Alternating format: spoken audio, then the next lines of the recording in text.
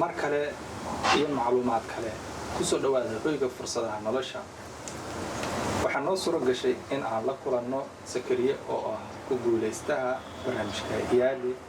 oo ah barnaamij loogu talagalay dhalinyarada Afrika hogaamiyaasha da'da yar ee soo baxaya. Sakariye wuxuu ka mid ahaa dufcadii 51 ee barnaamijkan loo qabtay bishii aynu soo dhaafnay ee July ayuuna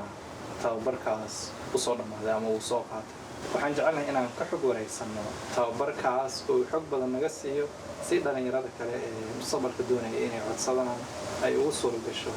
inay xog badan ka helaan si ay u codsadaan. marka hore Sakariye intaanan xogta u sii gudagelin bal daawadayaasha marka hore isbar. waa maasantahay Haadi waana ku dhawaa hoyga fursadaha oo inta badan dhalinyarta ka caawiya inay helaan fursado dal iyo dibad meel walba ay joogaan macnaha kuna soo gudbiya halkan. haddii aan dadka isbaro magacii waa Sakariye Cumar Macalin master degree iyo qaasatan qaybta environmentiga ka haysta master soo gal hadda macalin jaamacadeed howlo kalena haddii haleed la talin iyo waxyaabo kalena ku jira. marka waxaa jaanis u helay inaan barnaamijkaas loo yaqaan Yaali oo loo soo gaabiyay Young African Leadership Center Young African Leadership in aan wax badan ka soo faa'iido bishii u dambeysay July.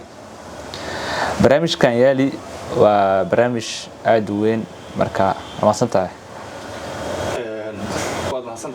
hordhacaaga iyo isbaridaadaas kooban aan u guda galna markan bal marka hore muxuu yahay noogu bilow kadibna si jaranjar ah noogu Yaali saa hor u sheegabo waa barnaamij loogu talagalay dhalinyarta Afrika waxaana daafuray mashruucaas bilaabay fikirkeedan lahaa madaxweynihii hore dalka Mareykanka Barack Obama. barnaamijkaas wuxuu ku leeyahay xarumo badan ayuu leeyahay ilaa 4 xarun ayuu ku leeyahay maxallahay Afrika. xarumahaas oo kala ah Accra, Dhaka, Pretoria iyo Nairobi. marka qayb walba marka waxay qaabsan tahay maxallahay si gooni ah ayado isku maamusha. anaga qaybteena oo kale waxa la lahaa waa Yaali RLC. RLC marka la fiirinayo waxa waa Regional Leadership Center. marka waxa si raacsan EA daas oo ah East Africa. marka qaybtaas oo kale dad gaar ah 5,000 oo qofood ayaa mataqaana ka faa'iideystay dhalinyaro ah.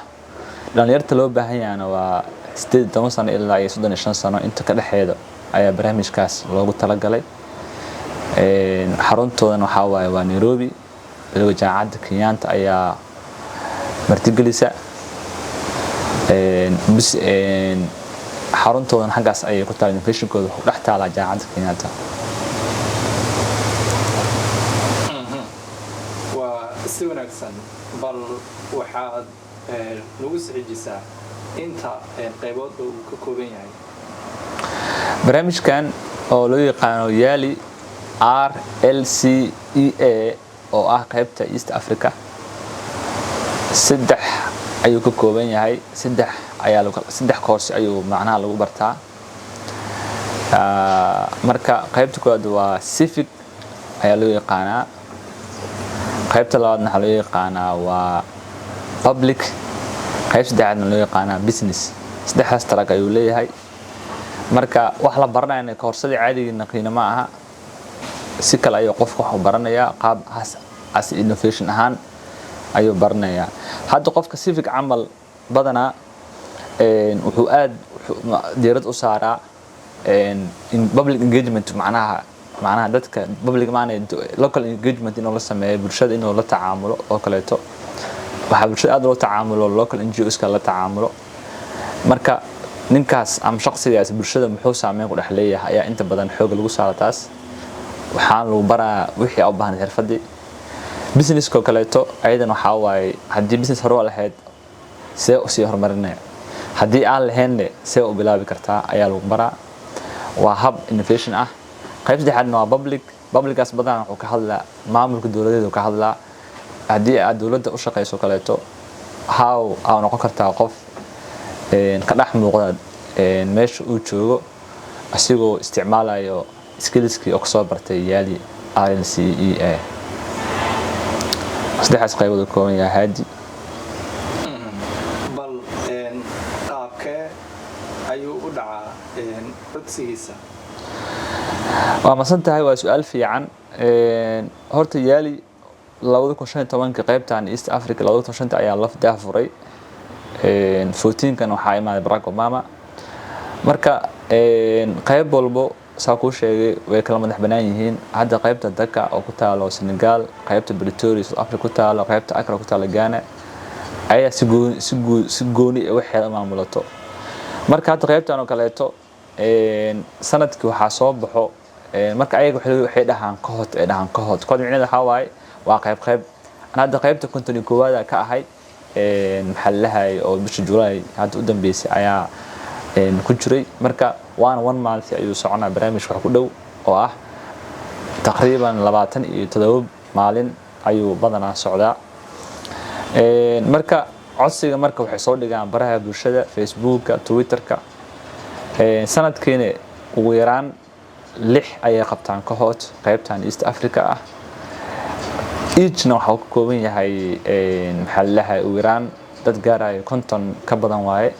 marka waxayna kala imaadaan qaybta anaga akoobanahay East Africa ah oo RNC East Africa ah waa 24 dal oo East Africa ah Central Africa ah laakiin East Africa ayaa magacaas ayaa macnaha wuxuu ka badan yahay dadka ka imaanaya East Africa ayaa ka badan dadka imaanaya Central Africa marka that's why loo bixiyay yaali RLCEA macnaha waa East African countries marka waa barnaamij la heli karo oo hadii qofku uu qoro intaas yaali RLCEA wuxuu heli doonaa xilliyada ay soo baxaan dhamaan uu heli doonaa marka sanadkina uu ku sheegay waa 6 mar ayaa listi la qabtaa haadi qofka marka uu doonayo in uu codsado waxyaabaha aasaaska u ah ee codsigiisa uu ku guuleysan karo horta codsiga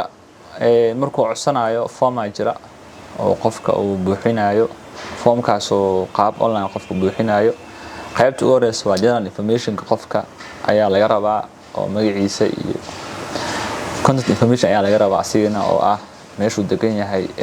iyo maxallahay meeshuu degan yahay dhigay numberkiisa oo kaleeto iyo waxaas laga rabaa iyo meeshuu degan yahay education-ka kamid ah wuxuu haysto language-ka kamid ah marka language-ka marka hadda oo qaybta yaali aslan 3 ayaa badanaa looga hadlaa luqadda koowaad waa English talaada Faransiis iyo talaada saddexaadna waa Portuguese marka professional experience amal tana marka professional experience marka waxay ka saaciday adiga background inay fiirisid war aniga qaybta ku fiican oo kaleeto Pacific ayaa ku fiican Pacific waa ku sheegay waxa waaye waxa loo jeedaa ku dhex jirka bulshada maxaa ku soo kordhisay ahaantaas shakhsi ahaantaada ama adoo u shaqeynayo urur ama adoo u shaqeynayo NGO oo local NGO ah maxaa ku soo kordhisay bulshada salahan ana hadda amal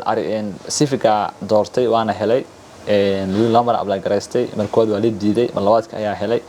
marka badanaa waxay ku dinayaan su'aal la xiriira maxaa qabatay maxaa soo qabatay kaleeto marka qaybta professional experience waxay sheegay shaqooyinka aad experience aad leedahay ayaa wuxuu hordhac noqon doona su'aalka lagu weydiin doono su'aalahaas oo ayagana ah wax loo yaqaan leadership experience-ga waxay kala raadiyaan problem statement waxay kala raadiyaan statement problem wax la hayo ah in su'aalo lagu weydiiyo oo ku saabsan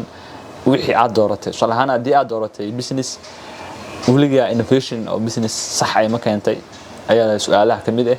hadda Pacific oo tahay oo kaleeto bulshada maxaa ku soo kordhisay meesha taalabo waliga qashin uga ma qaaday dad agoome ma taqaanaa ma la shaqeysay oo muuqdooday lawyer ma noqotay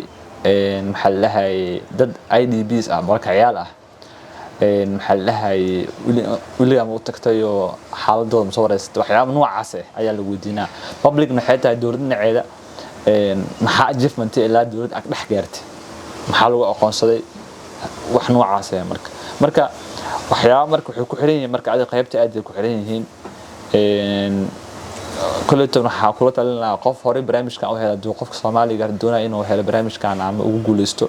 waxa lagu baahan yahay qof hore experience u leh oo hore u guuleysto kaleeto inuu imtixaana ka codsado inuu la xareeyo si su'aalaha qaar u fudud inuu heli karo marka waa qaybta waa form weyn oo aad u dheer waaye ilaa iyo form 3 bay joogaara marka xog badan oo ku jirta waxa loo baahan yahay si degan hadalka inuu iskhilaafina loo baahan yahay mar walba marka uu qofku sida u xareysto qaybtaas koowaad maxaa u xigay aad waa su'aal aad muhiim ah oo u baahnay loo baahan in la weydiiyo marka qofka oo xareeyo oo kaleeto muddo bil camal ilaa bil bar ay ka maqnaataa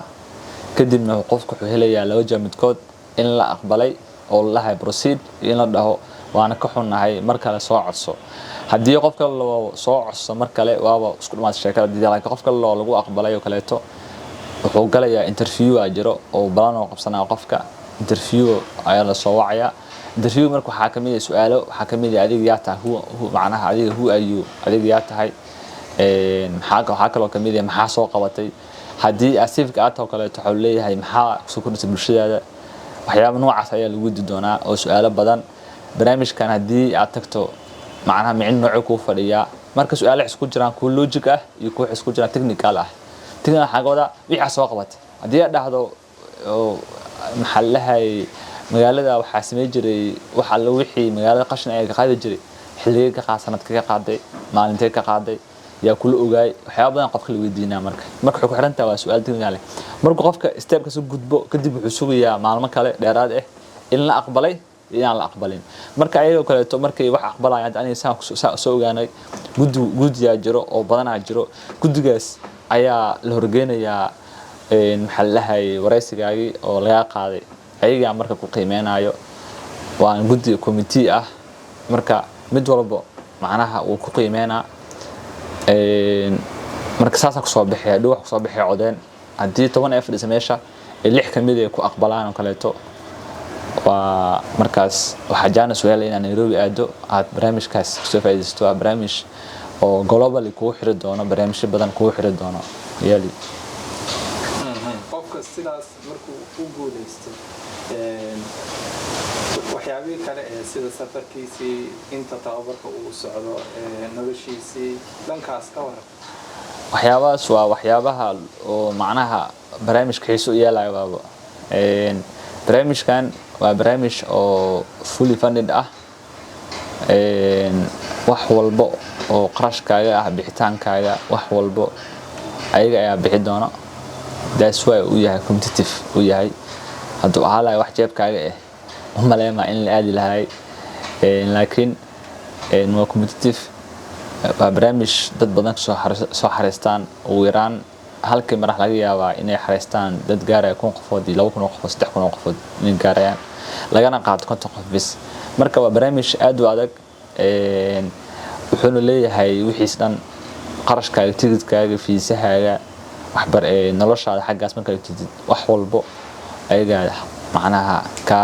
qabo oo dabiraayo marka waa barnaamij oo fully funded ah muddo intee laga igu soconayaa maxaase dadka la barayaa marka meesha la tago dadka wax la barayaa kala duwan yihiin hadiyo saa ku sheegay waa 3 qaybood 3 kohood waaye kohoodka 3 track waaye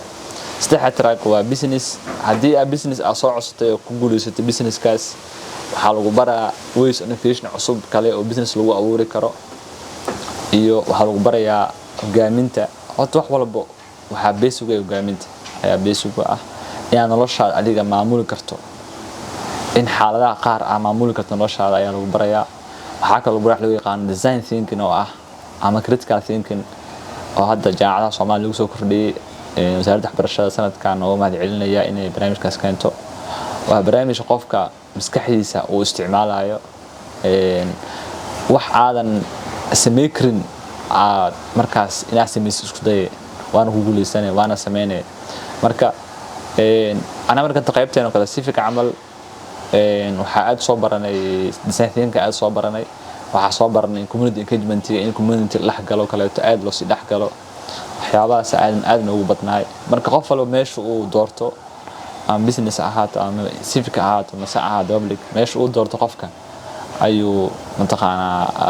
aad iyo aad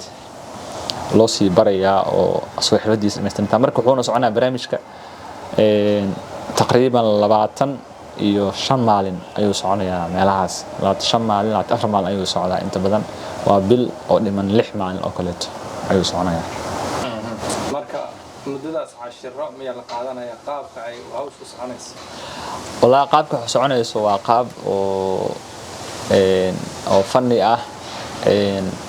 waxa way cashire iyo waxa isku jira exercise iyo funny iyo waxyaabaha waa ina wax barnays isku milayso markaas macnaha waxna baranaysaa oo ina meel fadhiistid glass fadhiistid maanta dhan fadhiimaysid laakiin maanta dhan adiga ra'yiga ka imaaday iyo maskaxdaada maanta dhan la sheelaya marka waa discussion oo badan yihiin waxay u badan yihiin engagement in la isdhex galo meesha waxa fadhiyo hada aniga camal Soomaaliya 3 qof ku ahayn qaybteena koodkeena wuxuu ahaay 70 camal u gaarayay dad gaarayo wadamo badan oo sida Congo labada Congo DRC Congo iyo kale Rwanda Uganda Kenya Ethiopia Eritrea Djibouti Sudan wadamo badan ayaa meesha joogeen oo Burundi ka mid ah xitaa marka macnaheedu waxa waaye interaction badan aan sameynay wax badan oo ogeyn yaa ogaanay marka 5 maalin 6 maalin 7 maalin kale 5 maalin kamid ah ayaa discussion ka cashada soconayaan sabdiga oo kale badan qofka waxa loo sameeyaa in meelo badan dalxiis iyo wax la geeyo oo mataqaana magaalada soo arko hadana maalin la siino marka wax isku jiraan qaab oo qofka asiga wax laga rabo oo san facilitator-ka macnaha qofka macalinka ah badan ayaga macalin ma dhahan waxay dhahan facilitator dhahan macnaha qof fududeeyo macnaha waxa shaqadan fududeena mooyee xitaa macalin ma aha marka laakiin booska macalinku taagan yahay marka waa sida galaasida lagu dhigto jaacadaha ma aha meesha waa hub innovation marka innovation la hayo innovation waxa laga wadaa waa in la soo saaro ideal cusub in la soo saaro waa macnaha in la soo saaro wax cusub oo new ah in la soo saaro ama wax hore u jiray in la naqdiyo wax cusub lagu daro wax new lagu daro marka waa wax meel waxay ahayd oo aad iyo aad aan laga caajisay markii la joogo Soomaalida inaad saddex ku ahaydeen ayaad ii sheegtay wadamada kale sida miyay u koobnaayeen wada badana markii la qaybinayo kaleeto laguma qaybiyo wadan walba wuxuu leeyahay laguma qaybiyo waxa lagu qaybiyaa inta markaa soo xareysatay barnaamijka ayaa lagu kala saaraa qaabka soo xareysteen Facebook marka wadan ma ku xirno aad Soomaaliya saddex ku ahayn niman la hayo kaleeto DRC kaleeto saddex qof ay ahaayeen ayagana Rwanda 4 qof ay ahaayeen Djibouti halka socotay Eritrea 2 ay ahaayeen marka micnaheedu waxay ku tusay in aysan jirin qoondo ee jirto laakiin adiga qofkan kale maxaa u bedelan tahay maxaa soo qabatay engagement noocay soo sameeyay hadii civic aad tahay hadaa business tahay hal abuur noocay la imaatay ma ku shaqeey hal abuurkaada maxaa ka qaldan maxaa ku saxmay hadii public aad tahay dawladda ku shaqeyso maxaa ku soo kordhisay waaxda aad joogto ama qaybta aad joogto waxa ku soo kordhisay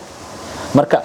waa barnaamij competitive ah ma jirto si Soomaaliya wax u taqaanada 4.5 kaleeto iyo waxaas ma jiraan halkaas waa qof walba iyo aqoontiisa iyo wuxuu ku xiran tahay committee meesha joogo sida ay ku doortaan hadii ay kusoo wareegoodo ah qaybta ugu badan waa wareegoodo ah xareynta formkaas oo ah form 3 page ka kooban oo su'aalo badan ku jiraan technical ah marka doon formkaas xareeyo interview waxa markaas ilaahu qabaa laakiin mar koowaadba waa inaad ka soo bixi kartaa heerkaas koowaad marka laakiin waxa rajeynaa in dad badan Soomaali ah oo laga faa'iideystaa ha u banaan ka imaad dhinacaas waqooyiga ayaa aad ugu badan intaad arkay laakiin still waxa aaminsanahay Soomaaliyo ina ugu yaraan 10 qof ku yeelna jeclaa lahaa hadda investoo aad koodada naga dambeeyo kaleeto dad badan aan maqlay qaybta ugu horeysa ayaad bastay inay tahay qaybta ugu adag oo qofka marka horeba go'aan laga qaadanayo marka qaybtaas hore haddaan waxay ku noqon qofka qaladaadka ka dhici kara marka uu xareynayo ay tahay inuu fiiro gaar ah ku lahaado mar kasta oo uu xaqiiqsanayo qaybta oo kow la fiirinayo waa foomkaas aad buuxisay qaabka u bixisay la fiirinayo badanaa hadda aniga Soomaali markaan English baa hadda anoo fudud markii la fiirinayo Portuguese iyo Faransiis tabarteena ma aha marka qofku waxay fiirinayo educationkiisa oo kaleeto qofkan horta waxbarashadiisa iyo waxa uu dalbanayo uu macnaha soo lahaan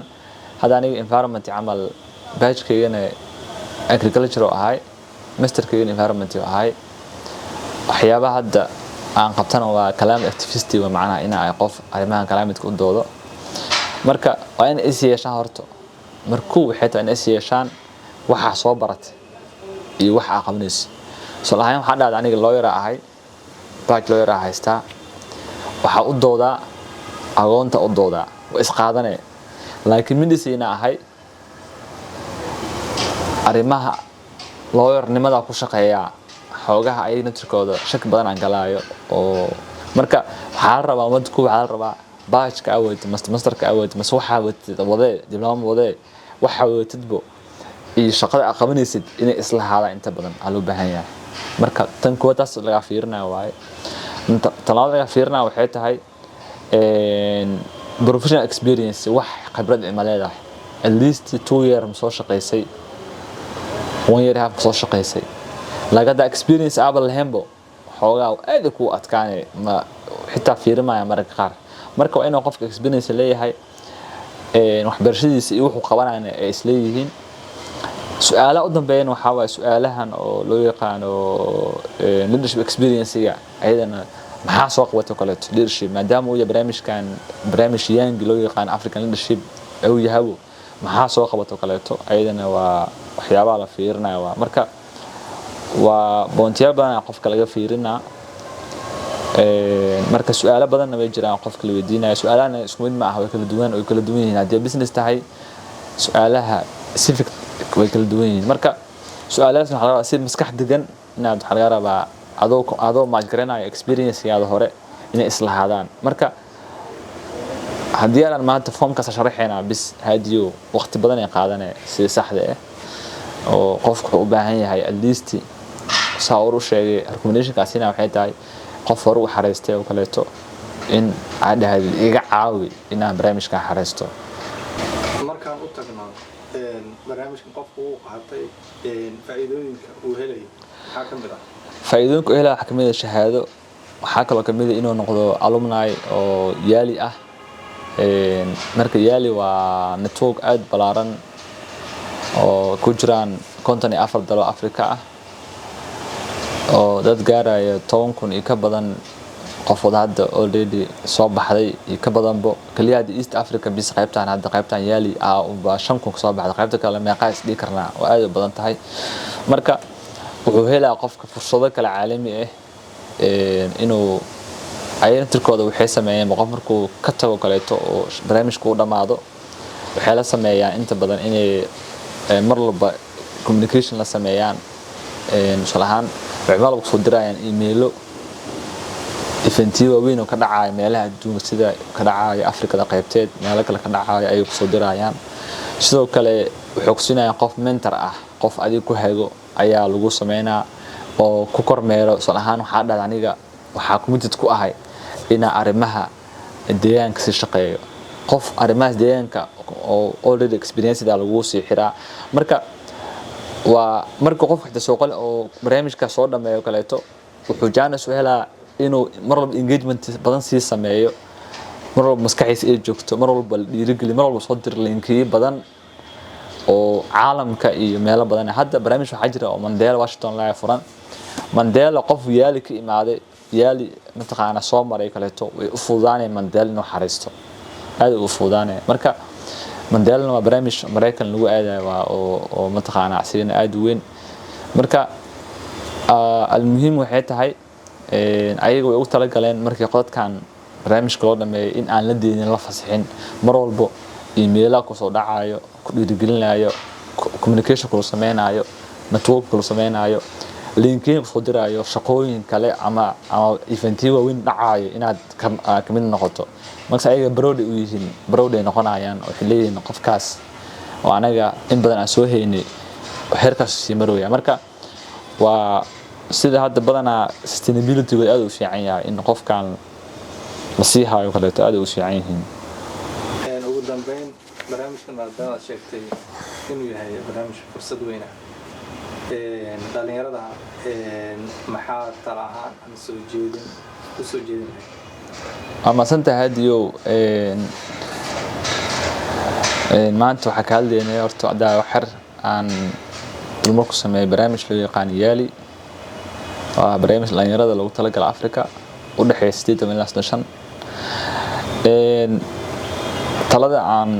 u gudbinayo dhalinyarada Soomaaliyeed waxay tahay Afrika waxa ka socdo events iyo training iyo wax badan oo naga qarsoonaa jiro laga qof markuu baxo oo Afrikaas u tago wax la soo qaybsado dareemayo in wax badan naga maqan yihiin marka waxa dhila fadhiga laga kaco internetka maalin walba Facebook waa galnaa maalin walba qadka ku jirnaa internetka sida fiican aan ugu faa'iideysanaa dhilahay waxyaabahan kale oo mataqaana maala yacniga xabaq soo iska daayo hadda maalahaas yar oo ka imaada meelahaas ilan ka imaada Soomaaliya arkay sheekaysan ka Sacuudiga Soomaaliyeed macna markii la fiirinayo saaxadda caalamka ka maqan tahay doodaha caalamka wax walba ka maqan yihiin maxaa sababayo aad marka Sacuudiga maybe awareness inuu aad u liito waana sax dadku badana waxyaabaha hadda Tanzania Kenya iyo Uganda iyo meelaha u dhow wadamada u dhowaay ka dhacaya uga marka badana waxa aad ugu faa'iideystay wadamadaas oo dariska aan nahay marka waxa ku talinaa internetka ku jirtiine